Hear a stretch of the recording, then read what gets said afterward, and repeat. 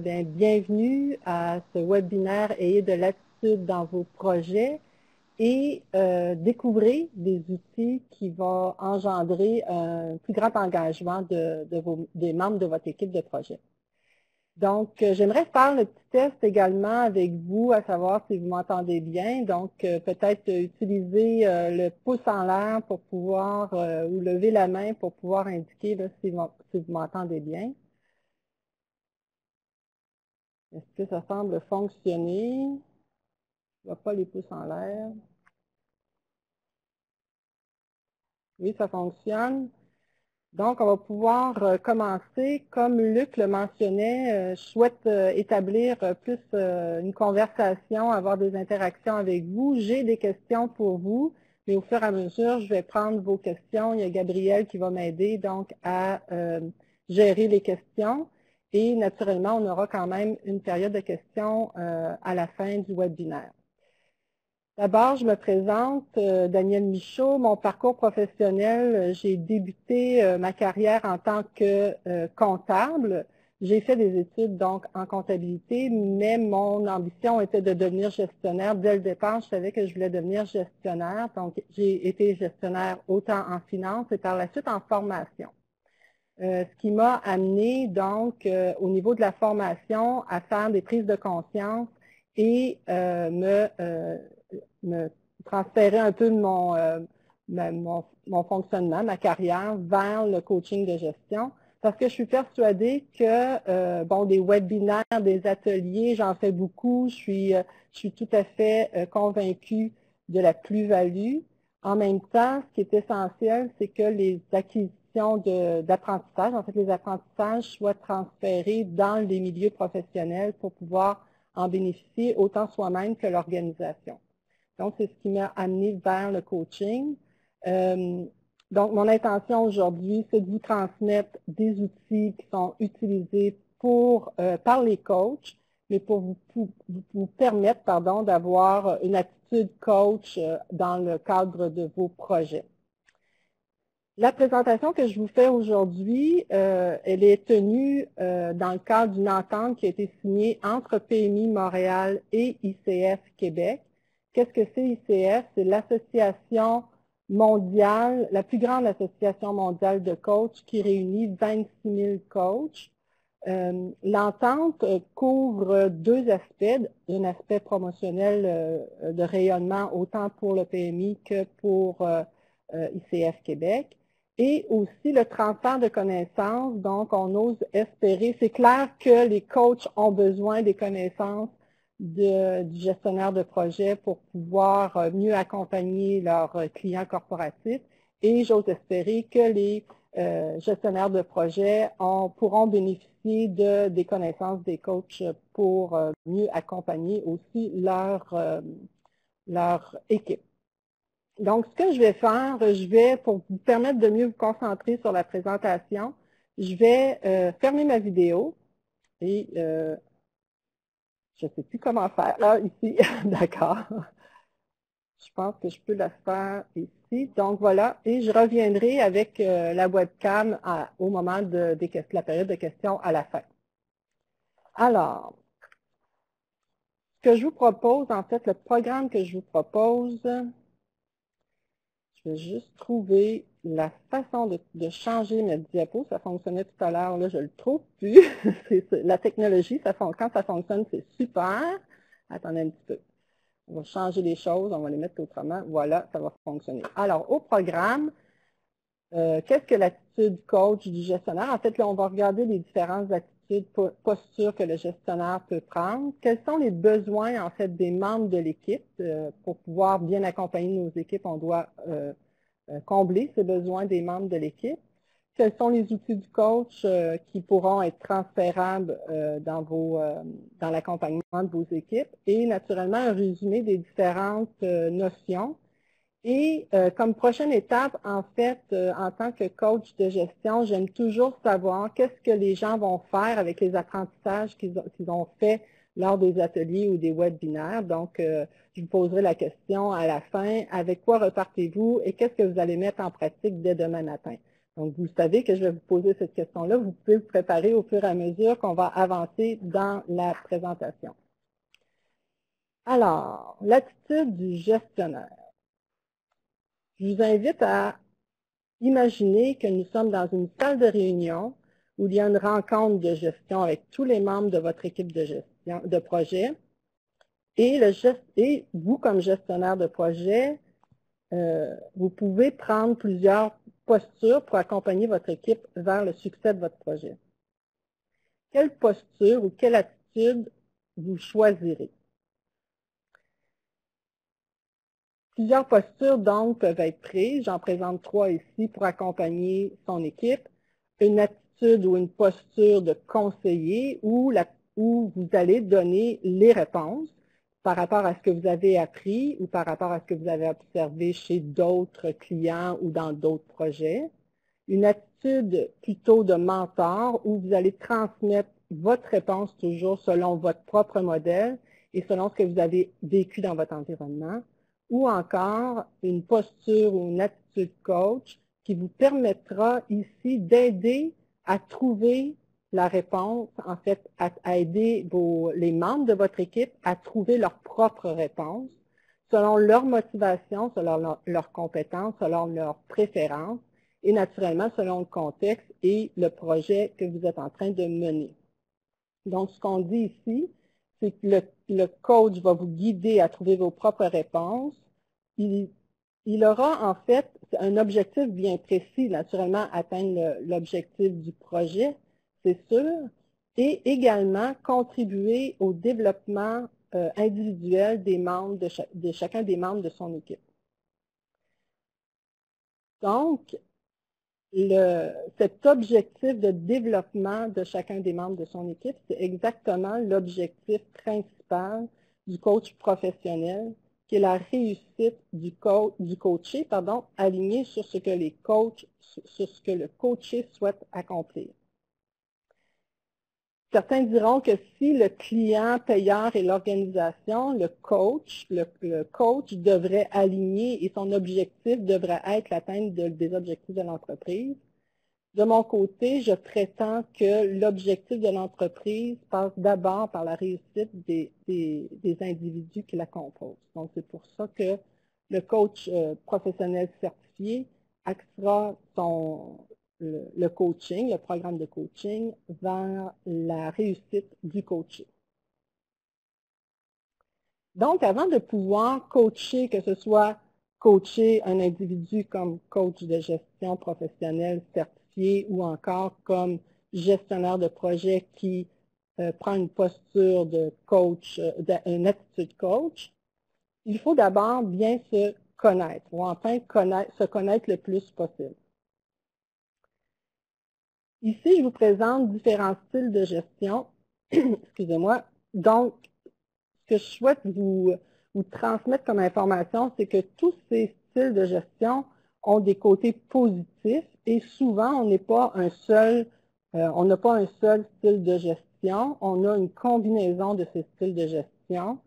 Par contre, c'est clair qu'on va avoir une dominante dans un de ces styles de gestion. Si on les regarde un petit peu plus en détail, on a d'abord le style rouge dit directif. C'est un gestionnaire qui sera focalisé sur les résultats, les objectifs à atteindre, la performance, le rendement, l'efficacité. Il va mener son projet avec force et courage, disons-le, et il va prendre pratiquement toutes les décisions. Il va faire exécuter ses décisions. Donc, c'est pour ça qu'il se retrouve au-dessus de la pyramide qu'on voit. Au niveau du rassembleur, donc le style de gestion jaune, il se trouve au milieu du groupe. Donc, il va être focalisé sur la vision, l'innovation, les relations, la communication, l'ensemble des possibilités. Ce qu'il aime, en fait, c'est influencer. Il va mener ses projets avec enthousiasme et avec créativité en mobilisant donc l'ensemble du groupe. Du côté vert coopératif, il va focaliser sur la cohésion d'équipe, le consensus, la collaboration, la méthode aussi et naturellement l'ensemble de la gestion des ressources humaines. Il mène ses projets avec cohérence et méthode dans le respect de l'ensemble des individus. Finalement, le bleu, qui est plus administratif, il va focaliser sur les structures, les normes, les protocoles, la qualité, la planification, le respect des délais et des budgets. C'est sa force. Donc, il mène ses projets avec rigueur, conformité, en gardant, vous le voyez, une certaine distance avec son équipe. Donc, je vais vous poser déjà une première question. Selon vous, quel est votre style de gestion dominant? Donc, vous allez avoir la question à choix multiples à laquelle vous allez pouvoir répondre.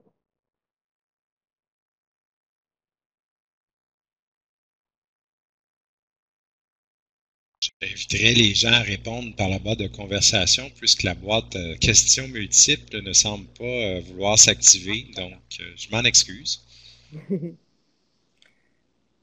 Donc, administratif, rassembleur, coopératif, on a de tout, c'est super. Coopératif, coopératif, ça va dépendre du projet, effectivement, c'est une bonne réponse. Ça va dépendre du contexte, tout à fait.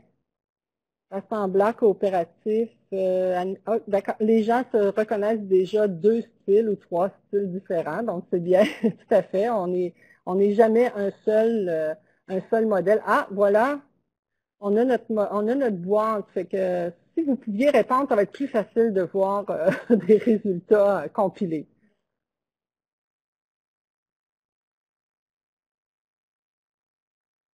Donc, beaucoup plus, pour l'instant, oh, ça bouge vite, ça bouge vite. J'allais donner coopératif quand même semble sortir énormément.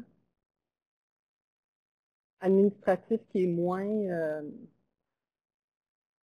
qui ressort moins. Alors, ça semble complet là, parce que le sondage est réouvert au vote. Est-ce que je comprends bien ou pas du tout?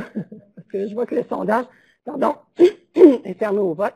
Donc, ce qu'on voit, en fait, beaucoup plus coopératif et rassembleur, un peu moins directif et administratif. D'ailleurs, c'est une bonne nouvelle. Je dirais qu'au niveau directif, ce fut le mode de gestion très populaire il y a plusieurs années, mais c'est vraiment un mode de gestion qui tend à disparaître au profit effectivement de rassembleurs et coopératifs où on est plus dans la relation.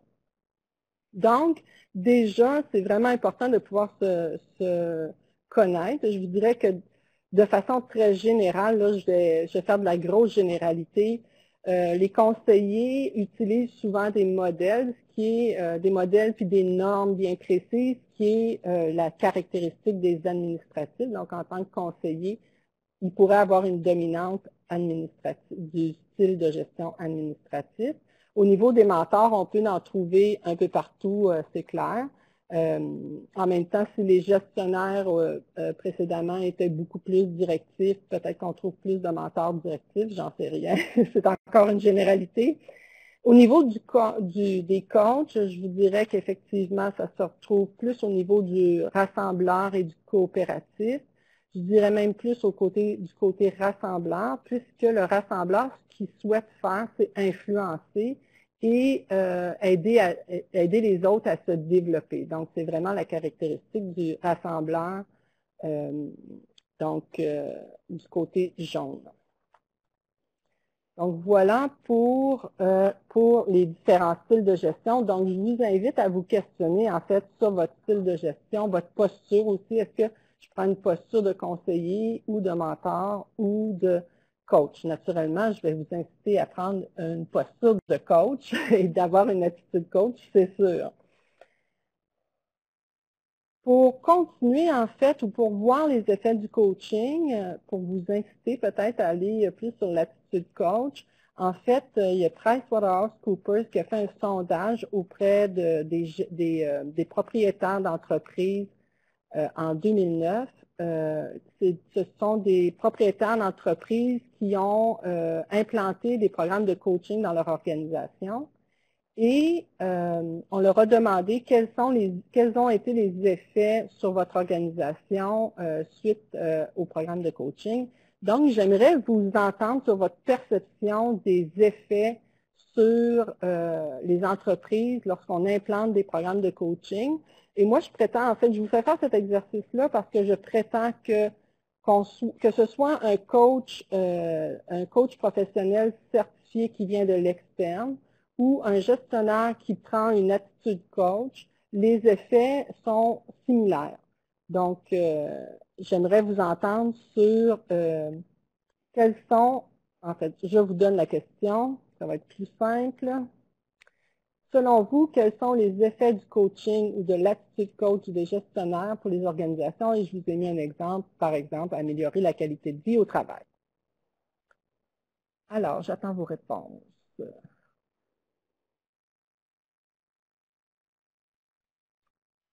Développement, en fait, un développement professionnel, tout à fait, c'est l'objectif du coaching, en fait, c'est de permettre aux gens de se développer, permettre à l'organisation d'évoluer, la collaboration, tout à fait, plus d'implication des employés, et effectivement l'engagement, la motivation, l'engagement, tout à fait.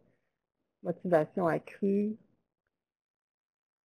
Ce sont effectivement, effectivement, en fait, on va regarder motivation, mobilisation, les différences que moi j'y vois, mais effectivement, ça a beaucoup d'influence sur cet aspect-là on va le regarder de toute façon. Je vais vous donner les réponses tout de suite. Donc, les effets du coaching sur les organisations, d'abord, naturellement, une augmentation de la productivité organisationnelle avec la performance au travail qui est accrue de 70%, le développement des affaires, donc d'aller chercher de la business supplémentaire de 61%, une meilleure gestion du temps, une amélioration de 57%, une amélioration de l'efficacité de l'équipe de 51%. Ça, c'est ce que le sondage de 2009 donne sur les effets du coaching. Je vous présente également les effets du coaching sur les compétences individuelles, donc des gens qui ont été coachés. Une meilleure confiance en soi améliorée de 80%, des relations interpersonnelles 73%, une meilleure habileté de communication améliorée de 72% et finalement un équilibre travail-famille amélioré de 67%. Alors voilà pour les effets et la posture donc des gestionnaires de projet. On va changer d'angle. Mettons-nous maintenant du côté des membres de l'équipe, en imaginant que nous sommes toujours dans la même salle de réunion où on était tout à l'heure, dans une rencontre de gestion avec tous les membres de l'équipe de projet. Et cette fois-ci, on met la lumière sur le membre de l'équipe. Sont-ils motivés? Ont-ils envie de collaborer? Dans quelle mesure ils sont mobilisés et engagés face au projet? Donc, pour parler de ça, je veux faire avec vous la distinction entre motivation, collaboration et mobilisation. Je vous dirais que c'est une lecture toute personnelle. Vous ne trouverez probablement pas ça nulle part ailleurs. C'est inspiré de beaucoup de lectures que j'ai faites naturellement, mais c'est très personnel comme lecture. Je vous dirais que les motivations, en fait, tout ce qui est motivation, c'est ce qui nous met en action, mais de façon individuelle. Donc, c'est très lié à la personne. C'est une responsabilité individuelle de reconnaître qu'est-ce qui nous pousse à passer à l'action. Et cette énergie-là va servir à satisfaire ses propres besoins individuels. Au niveau de la collaboration, c'est aussi lié à chacun des individus selon leur responsabilité individuelle. Moi, je suis responsable, si je parle de ma vie antérieure, j'étais responsable du service des finances, donc je mettais mon énergie à exécuter cette tâche spécifique liée à mes responsabilités. Donc, et au niveau de la mobilisation, là, on commence à parler que c'est plus lié à l'équipe. Naturellement, le gestionnaire de projet, est responsable du projet, mais l'ensemble des membres de l'équipe de projet se sentent autant responsables que le gestionnaire de projet. et l'énergie est mise ensemble à réussir ce projet et connaître un succès. Donc, vous voyez que dans ma lecture à moi, quand on parle de collaboration, on peut également parler de travail en silo qu'on connaît énormément dans plusieurs organisations.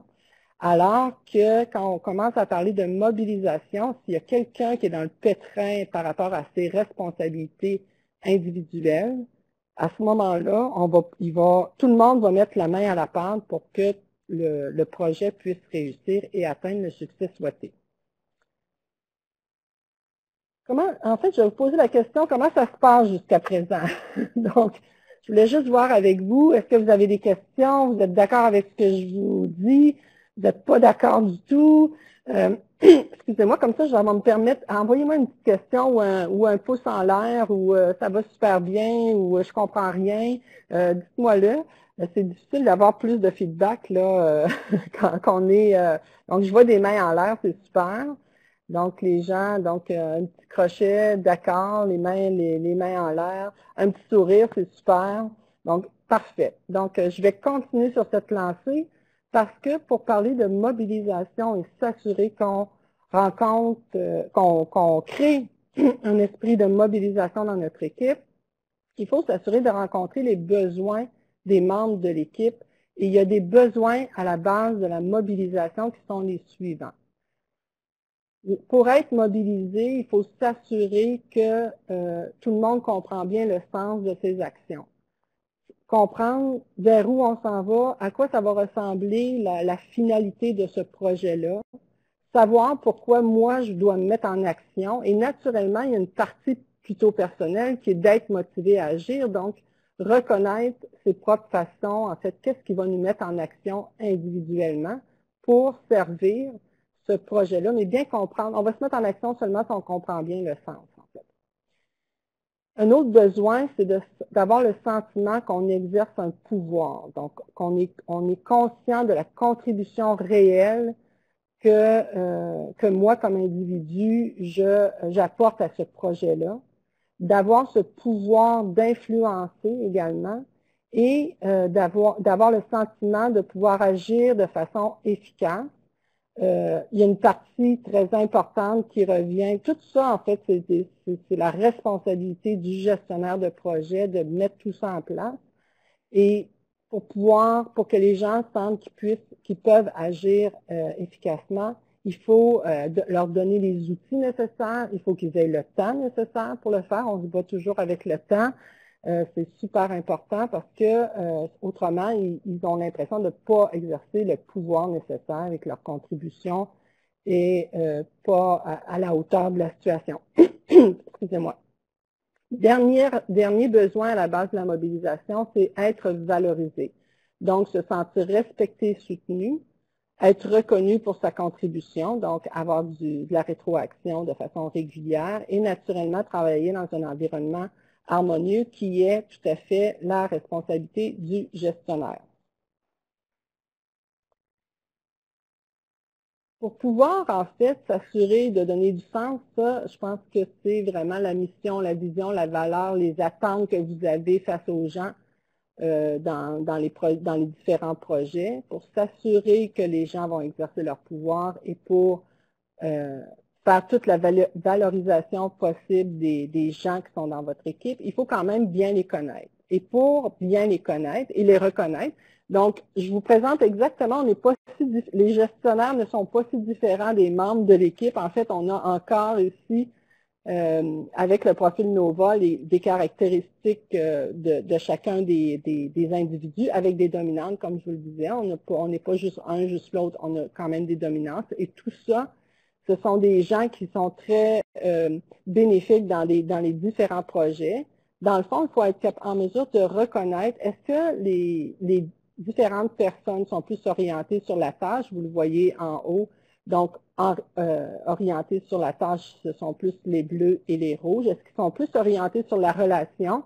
Vous semblez des gens très, très orientés sur la relation, c'est ce que vous avez indiqué tout à l'heure dans le mini-sondage. Au niveau des verts et des jaunes. Est-ce que c'est des gens qui sont introvertis? Est-ce que c'est des gens qui sont extravertis? Un exemple tout à fait clair et tout à fait simple, si vous envoyez un bleu à une activité de réseautage, c'est sûr qu'il ne se sentira pas à la hauteur de la situation. Il n'aura pas l'impression de contribuer de façon efficace au projet parce que ce n'est pas dans sa nature d'aller faire du réseautage. C'est quelqu'un d'introverti et il est sur la tâche alors qu'on lui demande d'être extraverti et être orienté vers la relation quand on fait du réseautage.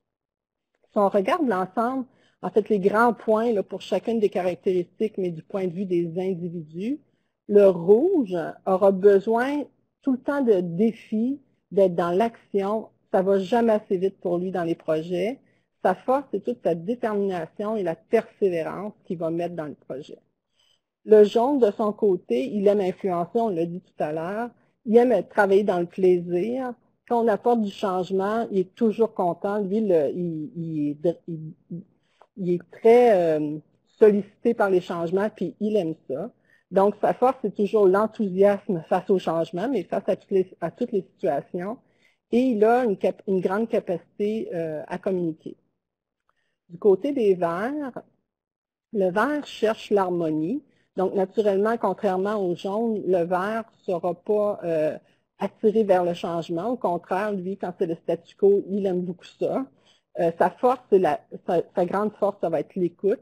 Et c'est quelqu'un qui est très loyal à son équipe, à son supérieur immédiat, à son organisation. De son côté, le bleu, lui, c'est les normes, la rigueur, la qualité, sa force, donc, c'est la précision, c'est clair, et c'est aussi ce côté critique qui empêche, donc il est capable de voir l'ensemble des risques, mais il empêche souvent les équipes qui sont plus on veut du changement, ça va jamais assez vite, il va empêcher ces équipes-là de foncer dans le mur, comme je dis souvent. Donc, c'est notre gardien, il a vraiment ce rôle de gardien. Donc voilà, on a fait quand même un tour rapide, mais quand même un tour des différentes notions. Donc, pour pouvoir donner le sens à un projet, responsabiliser son équipe et les valoriser, il faut d'abord se connaître. Donc, avant même de penser de coacher son équipe, il faut être capable de reconnaître ses forces, ses points d'ombre, son propre style. Très important. C'est ce qui va nous permettre de venir reconnaître chacun des membres de l'équipe. Si on est capable de se connaître, on est capable aussi de reconnaître et d'apprécier les membres de l'équipe. Et naturellement, on va reconnaître les besoins de l'organisation aussi. Tout ça va nous permettre d'aligner les actions, d'être plus cohérents dans nos choix et de créer de la mobilisation. On va regarder tout ça dans les prochaines diapos. Et naturellement, vous allez me dire, OK, c'est beau ça, comment on fait ça, tout ça? Bien, je vais vous présenter les outils du coach qui, à mon sens, va permettre d'aller un peu plus loin dans l'alignement des questions. Pas des questions, des actions, excusez-moi. Alors, quels sont les outils du coach? Je vous présente 5 outils différents. D'abord, le premier outil du coach, c'est vraiment le processus de coaching. Pour un programme de coaching, on va toujours établir un objectif ultime. Donc, où est-ce que je suis aujourd'hui? Où est-ce que je veux être dans 3 mois, 6 mois, 1 an? On verra. Et ensuite de ça, on va établir un plan d'action personnalisé et même à chacune des séances de coaching, on va établir un objectif pour la séance de coaching. Dans chacune des séances, le coach travaille avec les outils de questions, d'écoute, de rétroaction, qui amène le coaché à faire des prises de conscience. Et c'est à ce moment-là des prises de conscience que le coach va faire des requêtes bien spécifiques au coaché pour s'assurer qu'il va venir ancrer dans son milieu de travail les apprentissages qu'il a fait, les prises de conscience, etc. Et une des forces du coaching, c'est de suivre les ajustements lors de la séance de coaching suivante pour prendre un temps d'arrêt et s'assurer qu'on a fait les bons apprentissages. Et la boucle recommence. La différence entre un gestionnaire de projet qui a une attitude coach, surtout s'il a toujours les mêmes équipes de projet, c'est que c'est une boucle sans fin, je dirais ça comme ça. On reprend en fait de façon continue cette boucle-là. qui permet, en fait, toujours avec l'objectif de développer son équipe, développer les individus de son équipe. Pour un coach professionnel certifié, c'est quand même un peu différent parce qu'il y a un début et une fin. Si je vous donne un peu plus d'informations sur un programme de coaching, en fait, ça peut durer de 3 mois à 6 mois, 1 an, peut-être parfois plus. Ça dépend quels sont les défis, les projets. Donc, mais en minimum 3 mois, parce qu'en dedans de 3 mois, c'est difficile de voir vraiment la progression, puisque ce que les coachés ont acquis est mis en action dans leurs entreprises. Donc, plus une durée de 3 mois, des rencontres de 2 à 3, à tous les 2 ou 3 semaines, pour des projets, des situations bien différentes. Ça peut être intégration dans un nouveau poste, ça peut être des défis de gestion particuliers, ou encore simplement de l'amélioration de compétences. Donc ça, c'est tout l'aspect coaching. Donc, pour vous, gestionnaire de projet, en boucle sans fin, à moins que vous changiez d'équipe de projet. Donc, pour continuer, en fait, on va regarder chacun des outils. Donc, on a regardé le processus de coaching qui est, selon moi, le premier outil. On va regarder question, écoute, rétroaction et la requête. Au niveau de la question puissante, en fait, on a fait au mois d'avril une soirée corporative au PMI là, où on a été en profondeur au niveau de la question suivante. Aujourd'hui, c'est vraiment un petit survol. Donc, ce sont des exemples de questions, en fait, qu'il faut, on se rend compte qu'on pose plus souvent des questions fermées. Donc, une question qui commence avec « est-ce que » et qui apporte une réponse oui ou non. Dans la grande majorité, on est dans ce style de questions-là, alors que pour ouvrir sur l'ensemble des possibilités, on devrait s'exercer à poser des questions qui commencent, par exemple, pour des questions de précision, qu'est-ce que, etc., comment qui va vous donner la façon de procéder des gens, qu'est-ce qui a motivé ton choix, en quoi c'est important pour toi, dis-moi en plus. On apprend tout, c'est une question, en fait, c'est une affirmation ou un commandement, je dirais, très simple, mais qui nous amène encore vers toutes sortes de possibilités. Le quoi d'autre, quand les gens nous énumèrent des raisons pour lesquelles ils ont fait telle chose ou qu'ils n'ont pas fait telle chose, simplement leur demander quoi d'autre leur permet d'aller plus loin et vous donne certainement beaucoup plus d'informations. Ce qui est important, c'est surtout que la question soit claire, concise, positive, avec un sujet unique. Donc, des questions ouvertes, des questions directes aussi, pas des questions fleuves où la question est tellement longue qu'on ne sait plus qu'est-ce qu'était la question au départ. Et le défi, c'est de garder le silence après avoir posé une question puissante. Et normalement, donc, poser des questions à 3 niveaux, au niveau des faits, au niveau des émotions et au niveau des opinions. Donc, au niveau des émotions, qu'est-ce qui t'a motivé, en quoi est-ce important pour toi. Au niveau des opinions, qu'est-ce que tu en penses simplement, ou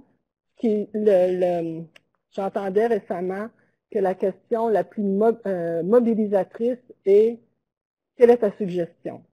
Une question simple qui peut être utilisée régulièrement où la personne va sentir qu'elle peut influencer, donc répondre à un des besoins de la mobilisation.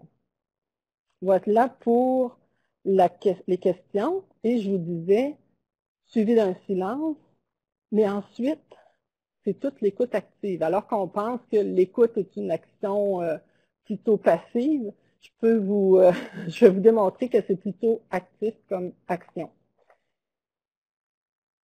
L'écoute, donc l'écoute est active. Donc, j'aimerais vous poser une question pas simple, je vous dirais. Essayez de vous mettre dans le contexte où quelqu'un vous pose une question, vous êtes en train de répondre. La question est la suivante. À quoi reconnaissez-vous que la personne en face de vous est en train réellement de faire de l'écoute active? Je vous donne un exemple. Vous sentez que la personne ne se laisse pas distraire par ce qui se passe alentour, même si vous êtes dans une foule, par exemple. Ça, c'est vraiment un indicateur. La personne a un contact visuel avec vous et vous sentez qu'elle est avec vous et que tout ce qui est alentour est disparu. C'est une des façons. Regarde dans les yeux, oui, tout à fait. Hoche la tête, effectivement, ça fait partie de la rétroaction qu'on va voir tout à l'heure. La position du corps. Ah, d'accord. Quelle est la bonne position du corps pour écouter? J'aimerais bien vous entendre à ce sujet-là. Le body language, absolument. Prendre des notes, tout à fait, c'est intéressant. Moi, j'aime bien prendre des notes, fait que ça me fait plaisir de lire ça, surtout quand je coach, effectivement. Face à vous, statue droite, donc c'est cette position-là. Elle répète des phrases, effectivement, donc reformule ce qu'elle vient d'entendre. Le cellulaire fermé, absolument, ça c'est un phénomène qu'on voit beaucoup actuellement, les cellulaires ouverts. Prendre des notes, effectivement. Demande de clarifier. Wow, vous êtes vraiment bon, vous êtes vraiment bon. Alors, on va y aller avec les réponses. Donc, être disponible, comme je vous disais, donc être disponible à vous uniquement. Comprendre les références du coaché, ça veut dire, il y a toutes sortes de vocabulaire. Est-ce que je comprends? Quand il utilise ce mot-là, est-ce que ça veut bien dire ce que moi je pense que ça veut dire? Diminuer les interruptions, rester silencieux. Être empathique, ce qui ne veut pas dire être sympathique. Donc, sympathique, c'est quelqu'un a de la peine. J'ai moi aussi de la peine, donc je suis sympathique dans ce temps-là. Être empathique, c'est je comprends que cette personne-là a de la peine dans cette situation-là, mais moi, je ne rentre pas dans cette émotion-là nécessairement, mais je suis capable de comprendre. Suivre l'agenda du coaché, donc le suivre sur sa route et non pas essayer de le faire bifurquer à droite ou à gauche selon la route que nous autres, on souhaiterait prendre. Les encourager, donc hocher la tête, ce que vous aviez dit tout à l'heure. Valider la compréhension encore sur le vocabulaire, mais sur des explications. Là, aller chercher le plus d'explications possible pour aller au fond des choses. Être pertinent naturellement dans son écoute et dans ses questions qui continuent la conversation. Et dans tout ça, être en mesure de lire ce qui n'est pas dit, donc de bien identifier les besoins et les motivations. Voilà pour l'écoute active. L'outil suivant, c'est la rétroaction. La rétroaction, qu'elle soit appréciative ou constructive, se doit d'être spécifique, donc pour un seul élément précis, d'être sincère. Si vous dites à quelqu'un que son travail est extraordinaire, mais vous ne le pensez pas vraiment parce que là, vous êtes dû pour faire de la rétroaction appréciative, abstenez-vous, ça fait encore plus mal quand ce n'est pas sincère. Que ce soit simple et direct et que ce soit spontané, c'est important que la rétroaction se fasse au moment de l'action ou au moment de l'observation ou quelque temps après l'observation, mais le plus rapidement possible. Une rétroaction, qu'elle soit appréciative ou constructive, qui se fait 3 mois, 6 mois plus tard, sa valeur diminue énormément, particulièrement si on veut travailler sur la mobilisation des équipes. En fait, il y a un ratio important au niveau de la rétroaction appréciative et constructive. Ce qu'on dit, c'est que ça prend 7 rétroactions appréciatives, donc positives, super, tu as fait quelque chose d'extraordinaire pour l'équipe, donc spécifique. Quand tu as fait ça, ça a eu telle conséquence, alors c'est super pour l'équipe. Ou donc 7 rétroactions appréciatives pour 3 rétroactions constructives. Je peux vous assurer que de façon générale, on met beaucoup plus de rétroactions constructives, genre, probablement que ça aurait été mieux si les choses avaient été faites de cette façon-là, plutôt que super, ce que tu as fait, c'était vraiment génial. Donc, d'essayer d'inverser le ratio est un défi important. Que ce soit au travail, à la maison, avec votre conjoint, vos enfants, essayez-le. Vous pourrez m'écrire pour me dire comment ça se passe et quel est l'effet sur la mobilisation des équipes. C'est super important. Finalement, le dernier outil est la requête audacieuse. La requête audacieuse, elle est là vraiment pour s'assurer de maintenir dans l'action le coaché ou le membre de l'équipe de projet. Donc, ce que je vous disais tout à l'heure dans le cycle, c'est lorsqu'on se rend compte que la personne est en train de faire une prise de conscience, c'est à ce moment-là qu'on va la maintenir dans l'action pour qu'elle puisse faire ses expériences en lui faisant une requête audacieuse. Des fois, ce sont des actions qui sont déjà prévues dans notre plan dans le cadre du projet. Ça peut être aussi des actions qui ne sont pas prévues dans notre plan, mais qu'on sait très bien que ça va ajouter de la valeur au projet. Donc, on devient créatif pour ajouter de la valeur au projet parce qu'il y a une personne de l'équipe qui vient de faire une prise de conscience importante. Ça va ouvrir naturellement sur de nouvelles possibilités pour la personne qui va se mettre en action. Et souvent, ça va la sortir de sa zone de confort et c'est souvent là que les plus grands apprentissages se font. Donc, voilà. Comment ça se passe pour vous? Encore une petite fois, j'aimerais savoir, est-ce que ça va? Est-ce que ça va trop vite? Pas assez vite? Trop de notions? Pas assez de notions? Allez-y. Je vous écoute ou je vous vois plus. Un petit crochet.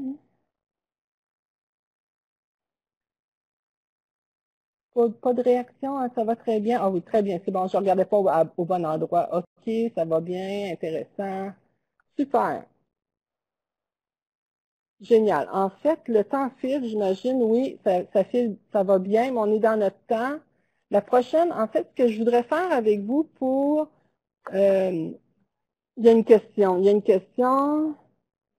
La requête audacieuse, donner un exemple. Wow, OK. Ben, en fait, je vais vous dire quand est-ce c'est une très bonne question. Je vais vous donner de l'information sur comment on sait qu'il y a une prise de conscience. Vous allez avoir une discussion, vous allez poser des questions à un membre de votre équipe de projet, puis il va vous répondre ben, j'avais jamais vu ça comme ça, j'avais jamais vu ça sous cet angle-là. C'est une super idée. Je vais aller faire ça comme ça, ou même là, il vous fait juste dire qu'il n'avait jamais vu ça sous cet angle-là. Et là, la requête audacieuse, c'est d'aller lui donner, créer une opportunité en lui demandant de faire une action bien spécifique pour pouvoir ajouter de la valeur au projet ou pour simplement le maintenir dans l'action pour qu'il fasse bien, qu'il prenne encore plus conscience de ce qu'il vient de réaliser comme élément là. Le fait de voir ça sur un autre angle, il faut s'assurer qu'il va aller le faire, cette action-là, pour bien comprendre que c'est cet angle-là qui est bénéfique pour le projet ou pour lui-même. J'espère que, je ne sais pas si c'est clair, je vais continuer, peut-être que ça va éclaircir aussi. Quelqu'un aussi qui vous dirait, ben j'ai toujours cru que de passer par ce chemin-là était plus efficace que de passer par l'autre chemin. Ben tout de suite, il faut aller lui faire une requête audacieuse pour s'assurer qu'il va venir faire l'expérience de cet autre chemin. Encore une fois, si quelqu'un vous pose une question à quelqu'un puis il vous dit hey, ça c'est vraiment une bonne question puis qu'il y a besoin d'un moment de silence pour réfléchir à la réponse, encore là, c'est souvent des prises de conscience que les gens viennent faire et c'est d'être créatif pour trouver des actions précises qui vont être en lien directement avec ce que la personne vient de découvrir. Est-ce que c'est plus clair pour vous? Faites-moi juste un petit signe.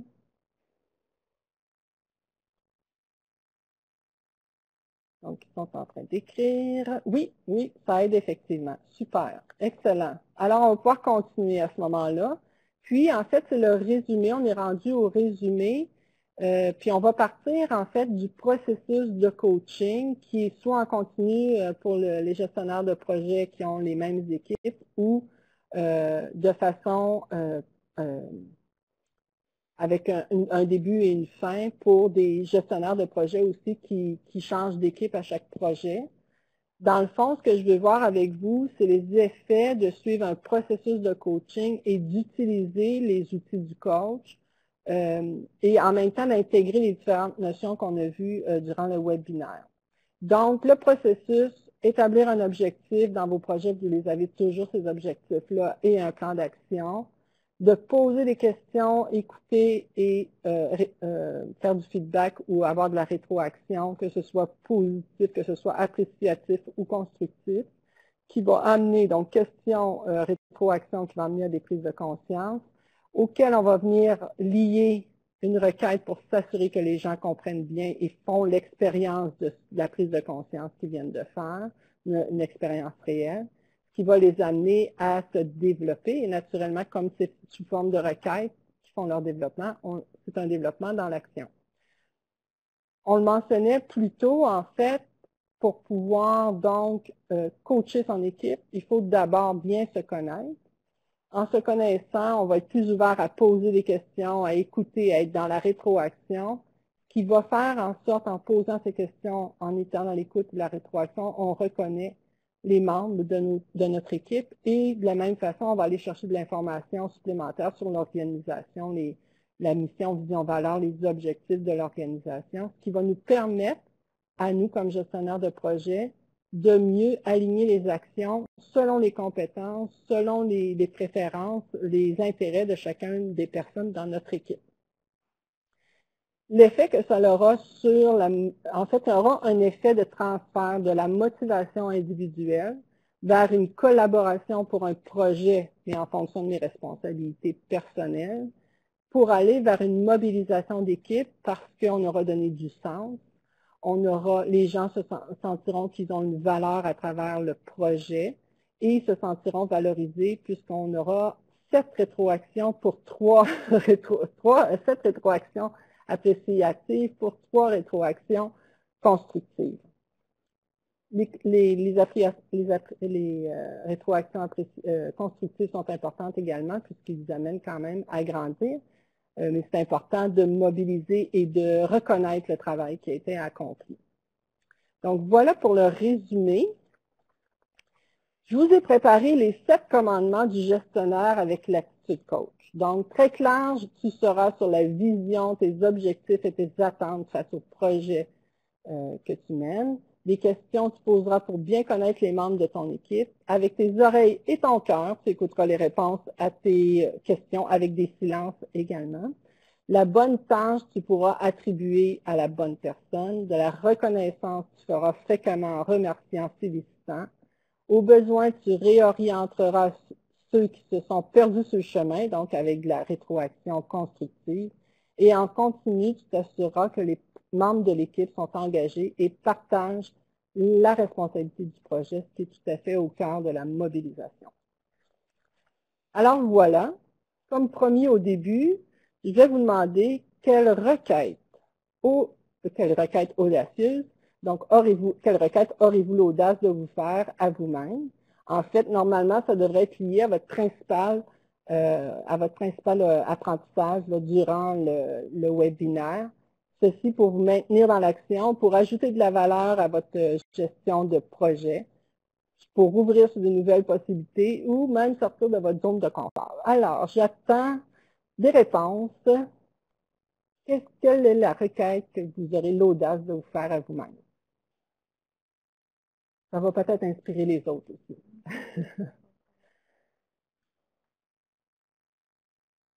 Sortir de votre zone de confort, super, mais comment vous allez faire ça, sortir de votre zone de confort? C'est ce que j'aimerais savoir. Améliorer mon niveau d'écoute active, effectivement, c'est un enjeu très important.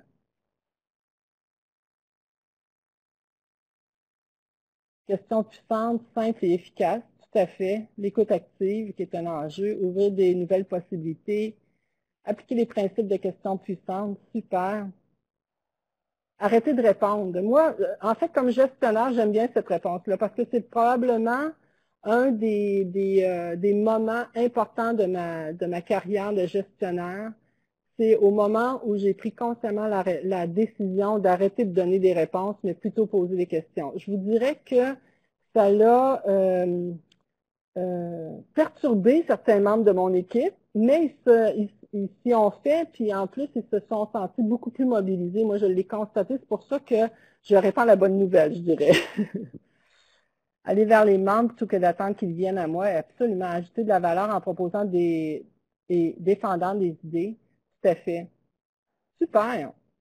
Super. Ben, écoutez, de toute façon, je vous incite à prendre une action consciente dès cet après-midi. Je dis souvent dès demain matin, mais n'attendez pas demain matin. Dès cet après-midi, je pense que c'est important. Génial. Alors, voilà, c'est la fin de la présentation. Je vais redémarrer ma webcam pour pouvoir répondre à vos questions. Voilà, j'imagine que vous me voyez. Donc, je vais répondre à vos questions.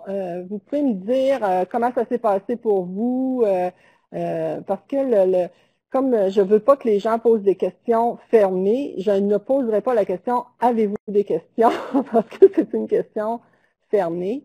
Donc, plus avec quoi vous repartez. Ce que j'aimerais savoir pour débuter la conversation, c'est avec quoi vous repartez? Qu'est-ce que vous avez mis dans votre sac à dos que vous n'aviez pas avant le début de la webinaire?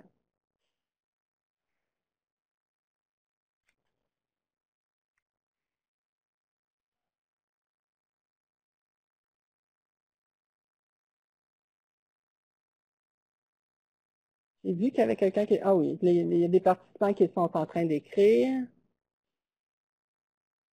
De la perception, qu'est-ce que vous voulez dire?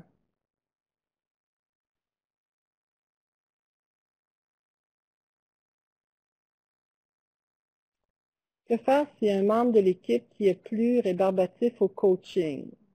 C'est une très bonne question. En fait, c'est vrai que si on revient aux différents styles de gestion, euh, ou, ou à l'attitude aussi, il y a les deux notions là. Il y a la notion d'attitude ou de posture de gestion. Est-ce que je dois être un conseiller, est-ce que je dois être un mentor ou est-ce que je dois être un coach? Il y a des gens qui ne sont pas rendus à se faire coacher, ils vont avoir besoin qu'on lui dise exactement quoi faire, comment le faire, alors qu'en coaching, on laisse cette opportunité-là aux gens de trouver leur propre solution. Ça dépend souvent du style de personne, donc effectivement, il faut s'adapter. Ce n'est pas tout le monde qui sont coachables, je dirais. Je suis tout à fait d'accord avec vous. Il y a d'autres questions que là, je ne vois pas, donc Gabriel va venir m'aider. Super. Je vous présente Gabriel en passant. Ah oui.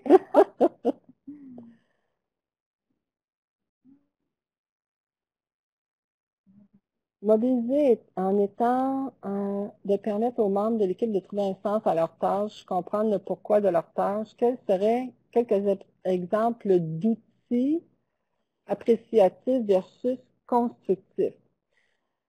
Appréciatif, donc rétroaction appréciative, c'est, par exemple, je vais essayer de donner un exemple concret tout en étant plutôt général pour que tout le monde puisse s'approprier cet exemple-là. Et dans un projet en particulier, vous avez constaté un avancement incroyable à une journée donnée ou pour l'exécution d'une tâche donnée, et vous vous rendez compte que ça a eu une influence sur l'ensemble de l'équipe, sur l'enthousiasme de l'équipe, où on a franchi une étape importante dans un projet, par exemple. Donc, c'est super important d'aller dire à la personne concernée, alors, lorsque tu as fait telle chose, donc lorsque tu as complété ce rapport, par exemple, ça l'a permis au reste de l'équipe ou à tel groupe dans l'équipe d'aller beaucoup plus loin parce que il était mentionné telle et telle chose. Merci beaucoup. Ça nous a permis d'avoir une autre façon d'aborder la chose ou de voir les choses. Donc, toujours de regarder qu'est-ce qui a été fait de façon positive et qui a eu une influence positive sur l'équipe et de le mettre en valeur. Constructif, ce serait de la même façon, avec les mêmes étapes, c'est lorsque tu as fait telle action, ça a eu tel impact sur l'équipe et donc un impact négatif, naturellement, puisqu'on est dans la construction. De quelle façon tu pourrais modifier les choses? Donc, ça revient souvent avec une question où on s'entend sur la meilleure façon de procéder pour la prochaine fois. Donc, de quelle façon, qu'est-ce que tu peux me proposer pour que les choses soient faites de meilleure façon et que ça n'ait pas cet impact négatif-là pour la prochaine fois? Donc, c'est de là qu'on vient construire une nouvelle façon de faire pour la personne qui est en face de vous. D'autres questions? Est-ce que ça répond bien à votre question? Juste un petit coucou, je comprends mieux, super. Excellent. D'autres questions?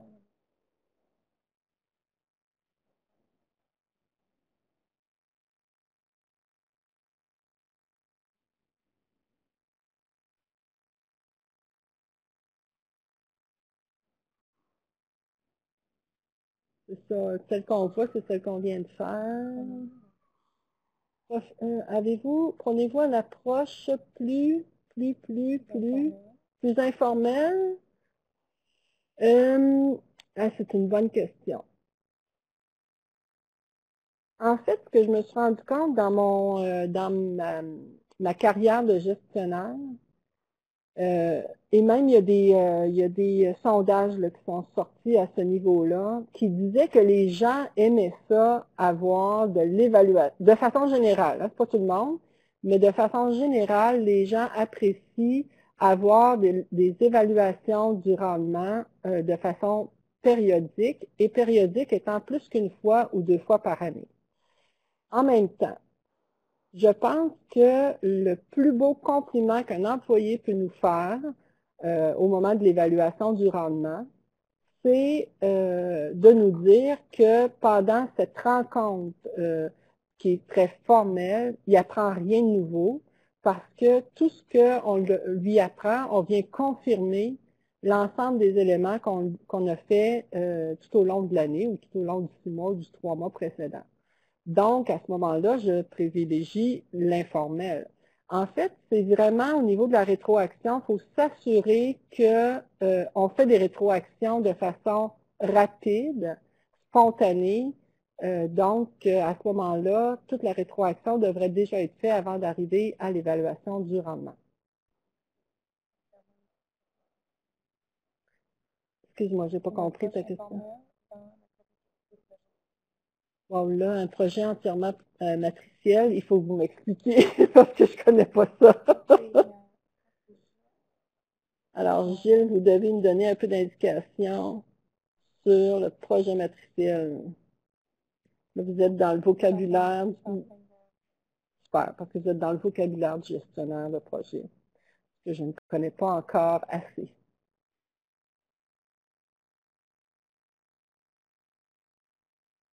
Vous êtes en train de nous écrire. Est-ce que tu...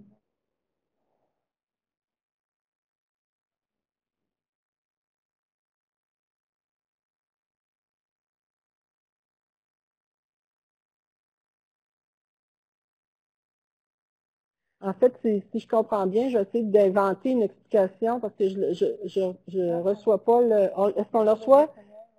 Ne se rapporte pas directement à un gestionnaire. C'est bon, c'est là que je m'en allais. Effectivement, en fait, je pense que pour moi, la mobilisation, que ce soit des gens qui sont directement sur ma responsabilité formelle ou informelle ou qui sont sur plusieurs équipes, la mobilisation va être en fonction du gestionnaire de projet beaucoup, parce que c'est la responsabilité du gestionnaire de projet de répondre aux besoins à la base de la mobilisation. Donc, avec vous, ils seront, si vous remplissez ces besoins-là des membres de votre équipe, ils seront mobilisés beaucoup plus avec vous, ils vont être contents de venir travailler avec vous, alors qu'ils pourraient être dans une autre équipe moins encadré, accompagné par le gestionnaire de projet. Donc, même si c'est de façon matricielle, c'est important que pour les projets dont vous êtes responsable, s'assurer de bien répondre aux besoins à la base de la mobilisation. J'espère que ça répond à votre question. Alors, c'était la dernière question. Merci, très heureuse d'avoir passé ce moment avec vous. En fait, donc, je vais changer les diapos parce que ce que je vais faire avec vous, c'est au moins, donc on a fait la période de questions, c'est vous parler des prochains événements avec les activités du CF Québec. La semaine prochaine, c'est la Semaine internationale du coaching, du 16 au 22 mai. Donc, À Montréal, on a le webinaire qu'on vient de faire avec vous. Il y a des activités aussi auprès de Centraide, Sherbrooke, auprès de la commission scolaire de Sherbrooke. Et il y aura également une activité avec PMI Lévis. Je vous invite à rester à l'affût sur les réseaux sociaux parce qu'on va diffuser des capsules sur le coaching et vous pouvez aller directement sur ICF Québec, le site d'ICF Québec pour en savoir plus sur le coaching.